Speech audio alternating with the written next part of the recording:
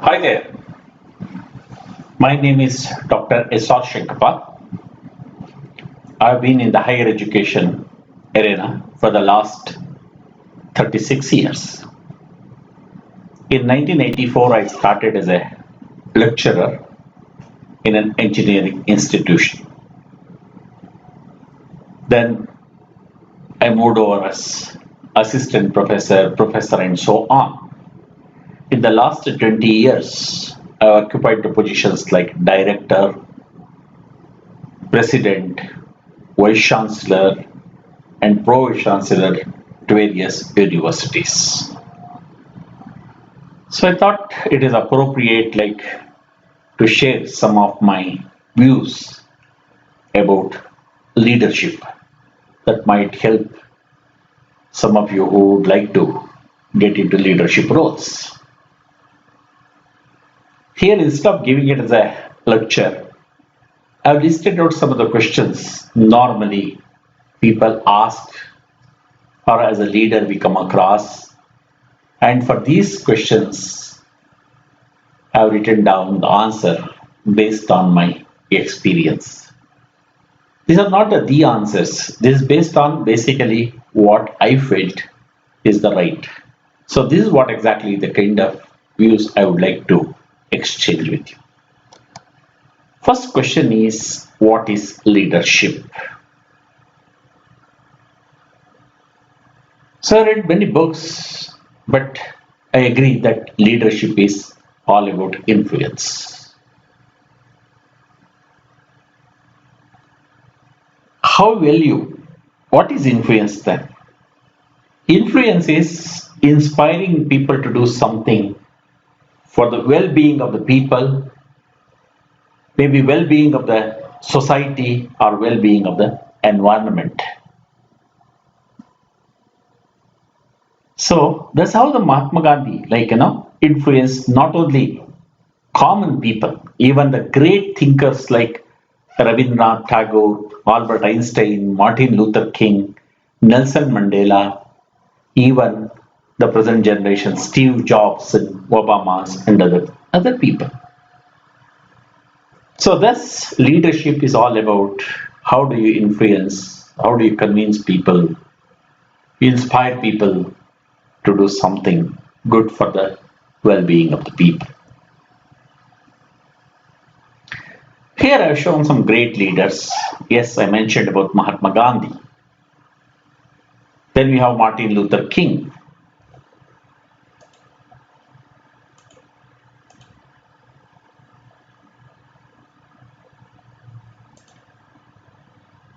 Then I have Abraham Lincoln. Then we have Nelson Mandela, Winston Churchill, Mother Teresa. What Mahatma Gandhi did? He dedicated his life, complete life, for the independence of India. What Martin Luther King did, I think he fought his life for the racial equality. Of course, Abraham Lincoln and Nelson Mandela, for the well-being of these people, racial equalities, rights of the people, they fought. And Mother Teresa dedicated her life for the downtrodden. Churchill was a different kind of leader. He was an inspirational leader who inspired the people to win the Second World War. But that's how the British could win Second World War. So you can call these leaders as some kind of a transformational leaders. Okay, they transform the society for the benefit of people. Now you see here, in the last 20 years, you can see lot of wealth the world has created. So also in India, a lot of wealth was created. People like Bill Gates, Steve Jobs, Elon Musk, the young people like Sundar Pichai, Zuckerberg, Satya Nadella, and just are the great leaders like Narayan Murthy, Chandrasekhar of TCS, Ajim Premji of Wipro. All these are responsible. So, to be frank with you, these are the people like Sundar Pichai, Satya Nadella, Zuckerberg, Elon Musk. These are the leading lights for you young people, like the present day young people. There is nothing wrong following their footsteps. So, they could embark technology, develop new technologies, bring in technological revolutions in various walks of life, generated so many jobs, and by that way created a lot of wealth. So in India, in the 80s and 90s, we were quite poor. I think we must be thankful to people like Narayan Murthy, Chandrasekhar, Ajim Premji, and so on, who could create great wealth for this country. So you can call them as something like technology leaders. But though they are passionate about technology, one way they are also a kind of transformation leaders for who really did all these technological revolution for the well-being or upliftment of people. See, in the last 20 years, these are some of the, you can call them as business leaders. So I've shown Chandrasekhar again over here. These are some of the business leaders who could create a lot of wealth in the country. Right? And we have leaders like Albert Einstein, who can consider as a thought leader. Vivekananda is a role model for the youth, a spiritual leader. So whatever be the case, all these people have vision. Their vision is what we should be doing for the upliftment or well-being of the society. Thus, they will have, based on their dedication, their vision, okay, their work, they will have lots of followers, and they are able to influence people. So that is what a leader should have. He should have vision, should have followership, and he should be able to influence people. That is leadership. So every one of you would like to become a leader.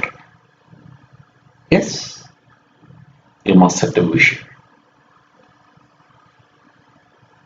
And that vision, the ultimate outcome of that vision should be for the benefit of this society. Okay? You may fight for water for everybody. You may plant thousands and thousands of trees. Whatever be the case, but that should benefit the humanity. That's very important. Who is a leader? We say who knows the way. A leader is one who knows the way, goes the way, and shows the way. Yes, we just celebrated the 74th Independence Day on August 15th this year. Imagine. So we were a colony. How we could get the independence?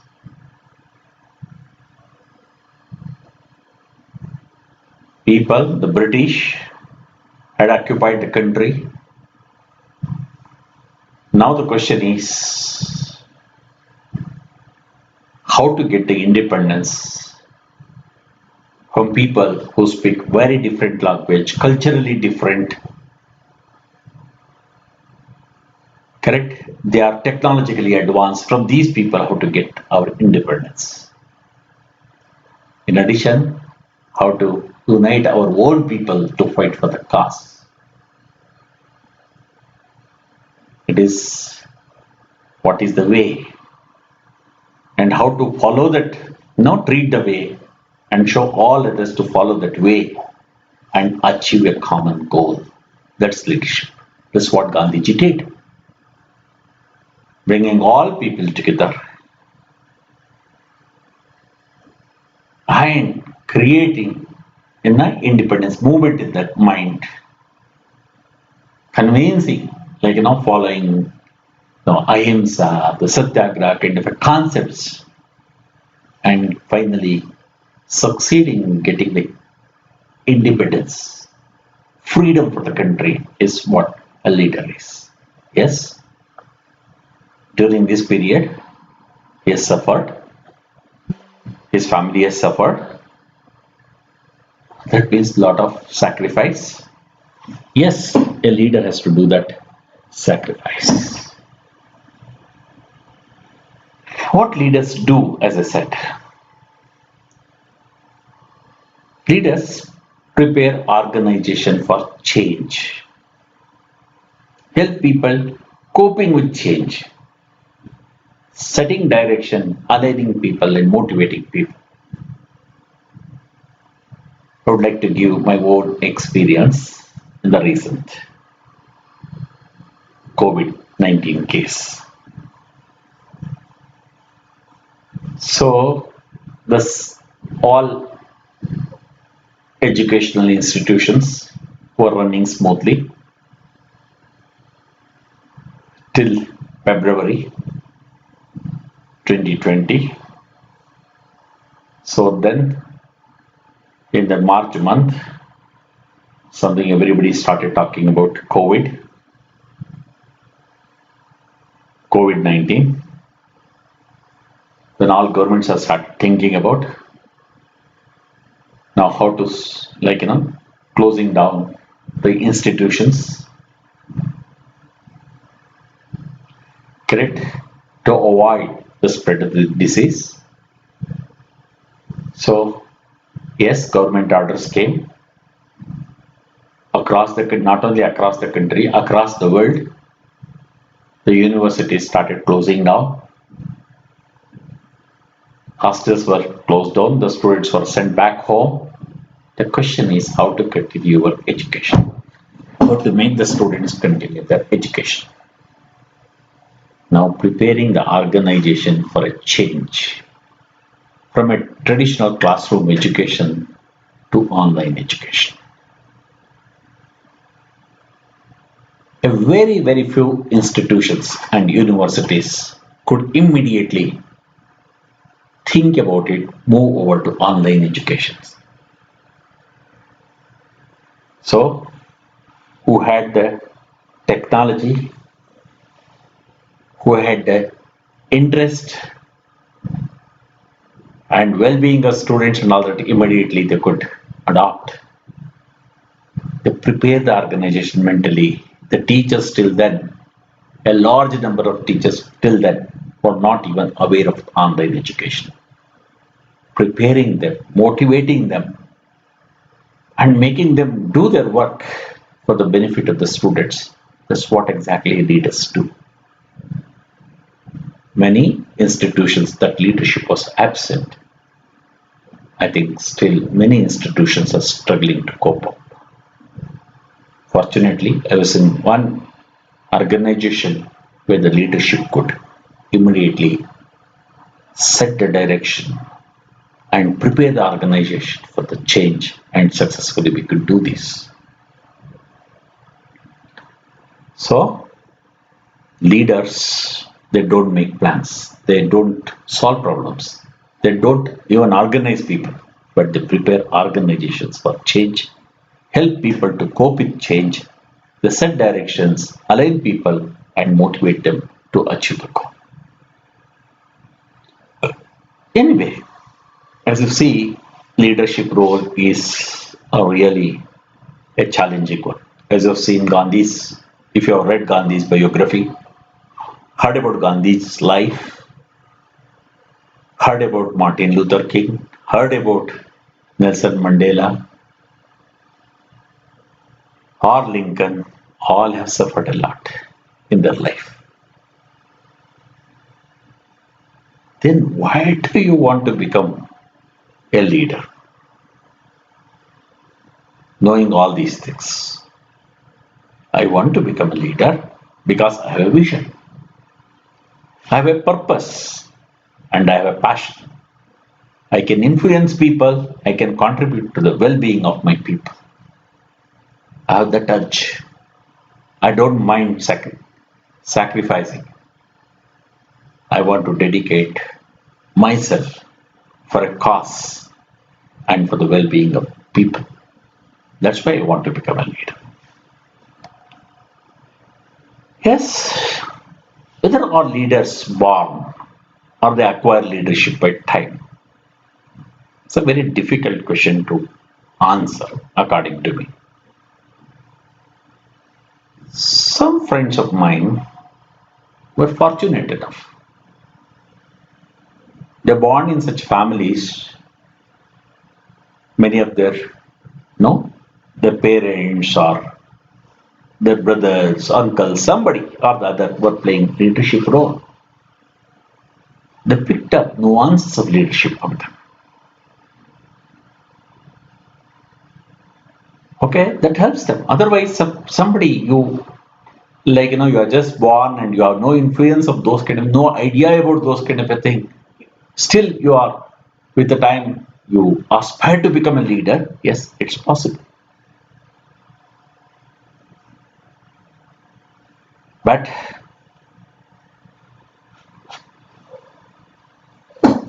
you, there are number of aspects of leadership that require practice. So next, I think lot of training, learning, mentoring is necessary. So you have to hold your skill means yes, leadership can be learned by undergoing serious training. Even though you are influenced by your own, maybe your environment when you are young, still present day leadership is quite challenging. And lifelong learning and training is necessary to be a successful leader. When exactly you are ready for leadership position? Assume I just started my career, but I aspire to become a leader.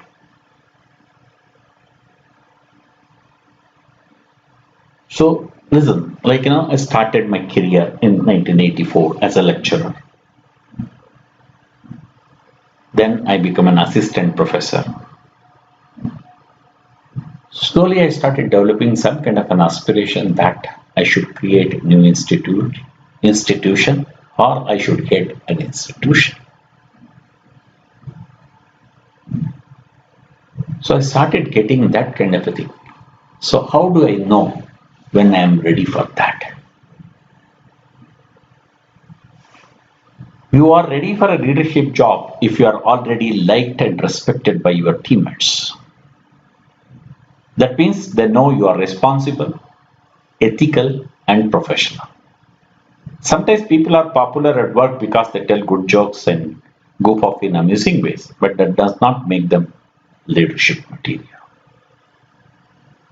Somehow you will come to know, yes, kind of vibes, positive vibes that you get from your colleagues, that I'll be able to take up leadership, able to work with these people. I can set some kind of vision for the further growth of the institution or the organization and for the benefit of my colleagues. Yes, I can take up leadership. Which are the human dimensions you must develop to be a good leader? People talk about well-rounded development of human characters like. So what are those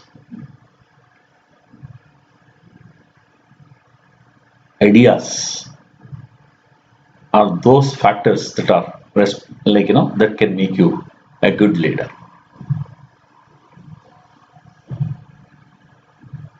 You must have emotional dimension. You must be emotionally stable. You may become sad. Sometimes you may become mad. You become enthusiastic. You can be sour. So many things like that. Different situations make you react in different ways. But you must understand the context and be able to behave. The emotional stability is very, very important. You must have intellectual wealth. You must be good in your domain. You must be up to date in your subject. You must be able to think sharply. Right? It's a very, very important. And all associated faculty, intellectual faculty, you must develop. Physical well-being is very, very important. You know very well that a healthy mind in a healthy body. So that is another kind of very important dimension. You have to invest a lot in social dimension. That is networking, getting along with people, satisfying people, right? Carrying people with you and creating more well-wishers, more mentors. There's a social dimension. Excellent environmental awareness you should have. You should also be aware of your financial strength, financial stability. That's one thing. In addition to that, you have to develop spiritual strength. This is the inner strength during your ups and downs.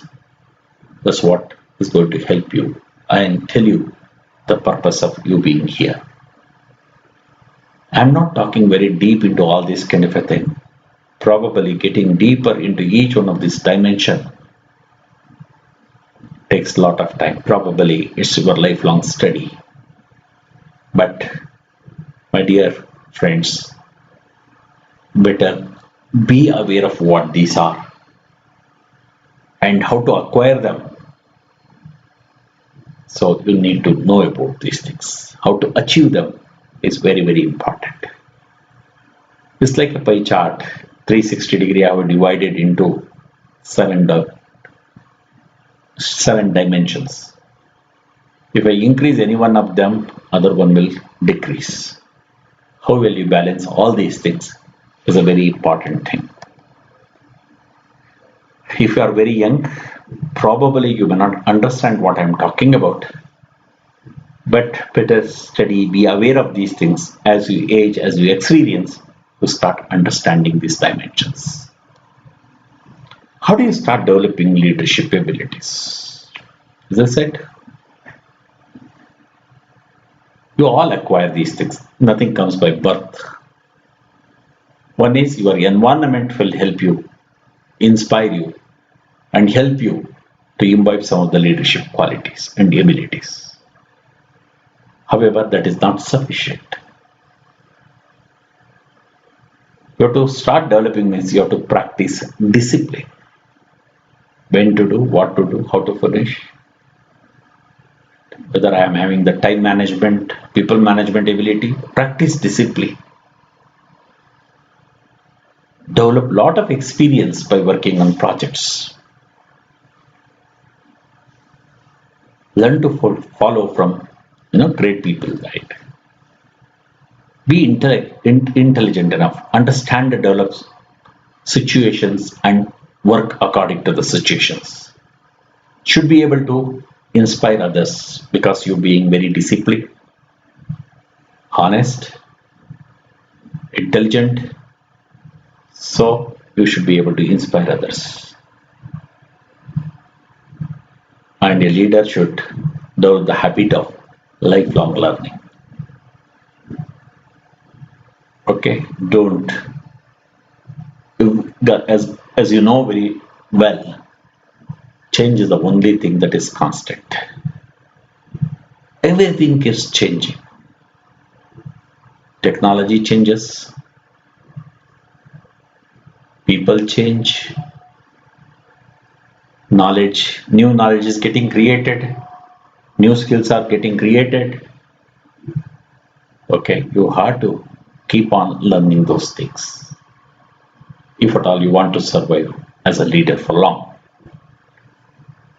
You should be able to resolve conflicts, understand man management, be a good listener, and take decision based on analysis of what you listen, and respect your teammates and empower them. That's a very, very important thing. So these are some of the leadership abilities you must develop. Probably many training sessions are required.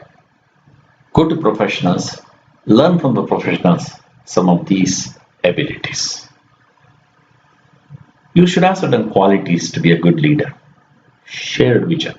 Don't be selfish. Whatever you achieve is not only because of your own effort. It is because of the effort of hundreds of people around you. Share the success with all of them. And work for the well-being of those people. If change is lead change, as I mentioned today, when we moved over from traditional classroom education to online education. Yes, for the benefit of people, see the changes, see the circumstances, see the environment, lead change. Help people to cope with change. You inspire them to do, motivate them to do. You be honest. As I mentioned, you should be good in a subject. You set an example and tell them how to do this, solve the problem. As I said, give credits to the people who have really contributed. Empower people. Be forward looking. Also be competent. Correct? To be competent, you have to continuously keep learning. Whom are you answerable as a leader? Oh, an organization means there are many, many stakeholders. Look here, suppose it's a business organization. Your customers, your employees, your investors, your political leaders, your media, your contractors and suppliers, local authorities, your community groups, environmental partners, your regulators. So many people are there. These are all stakeholders for everybody. You are answerable. You cannot just say, get lost from here. I have nothing to do with you people. No. They all constitute your organization. You are answerable to everyone. What kind of people you have to handle as a leader? Let's say it is not a bed of roses. Leadership is not at all a bed of roses. In your own organization, you only would have recruited people, but it is very difficult to understand people. I just theoretical classification. There are passive people, passive aggressive people, aggressive and assertive. All sorts of people will be there. They'll be there talking nicely, but sabotaging whatever you do. You're planning something, they try to do anti-planning, planning opposite to that. Many are dishonest. Of course, you are honest people also. So all kinds of people you there are many layers also. So you need to be very, very careful in all these situations. You have to win them, make them work for the organization. And that is where exactly you have to understand your success depends upon how will you understand your people and how do you motivate them and make them think in the positive direction. That's a very, very important. Don't ever ignore this human management, right? Understanding people. That's a very, very important to be a successful leader. How do you start handling criticism, failures, and success? As a leader, criticism is a natural part. I'll tell you, leadership is not a popularity contest. You require a lot of mental toughness. For everything, good or bad, people keep criticizing. Should be able to handle criticisms. One simple story I would like to tell you. Since 1979, ISRO started its first launching SLV, satellite launch vehicle, with a Rohini satellite. Abdul Kalam, the former president of India, was the project in charge, and his leader was Satish Dhawan, who was the chairman of ISRO. They launched, and it was a big failure. And we have to address the media. The question comes like, Abdul Kalam is the project leader.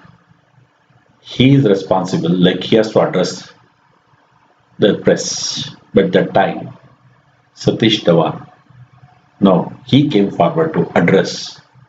He took the responsibility of addressing the media. He took the blame. But in 1980, a year after, this was again the launch was done and it was a success.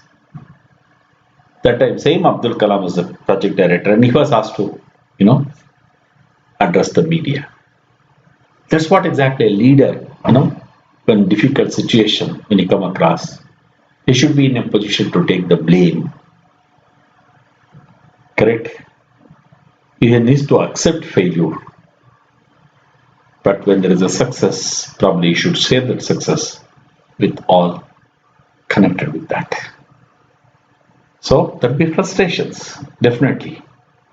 But you should be able to handle those kind of a situation. That is the reason why I said all those 7 dimensions like emotion, intelligence, physical, social, right, environmental, financial, and spiritual, all these dimensions are very important to be a successful leader. Is it necessary to have some mentors around you? I think the answer is very much yes. The best example is in Mahabharata. Krishna was the mentor of Arjuna. That's why he could win the war.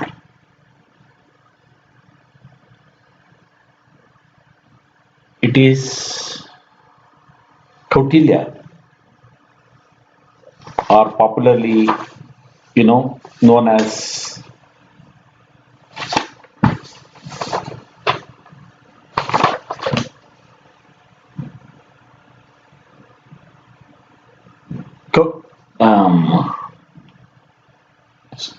Chanakya.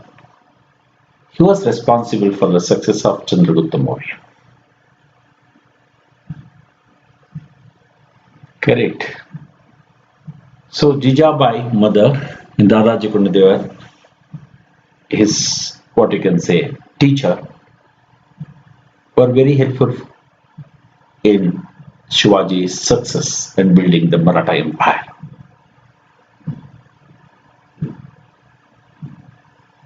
And Sachin Tendulkar, I think he always remembers his guru, Achrekar.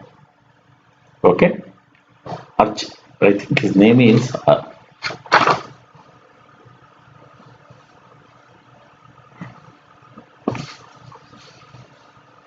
Ramakant. Yes, Archikar. So these are people like So you talk about any leader, they always say somebody has inspired them or somebody has mentored them. When you are a leader, you are all alone, and somebody has to understand your mental status, your wavelength, your problems, and able to advise you or able to help you to overcome these kind of a thing. Yes, it is necessary to have some mentors around you. What are this? How do you like successful leaders? What are their characteristics? They will have clarity. They know the problem. They understand the problem. How to solve the problem. They are very clear. Their decisiveness. I know what is going to be the problem. Even then, no. They decide how to overcome this problem and solve the problem. They have the courage. They have the passion. They will have the humility, and they will be able to influence people and convince people and work towards a common goal for the achievement. Why some leaders fail? Yes, many times leaders fail.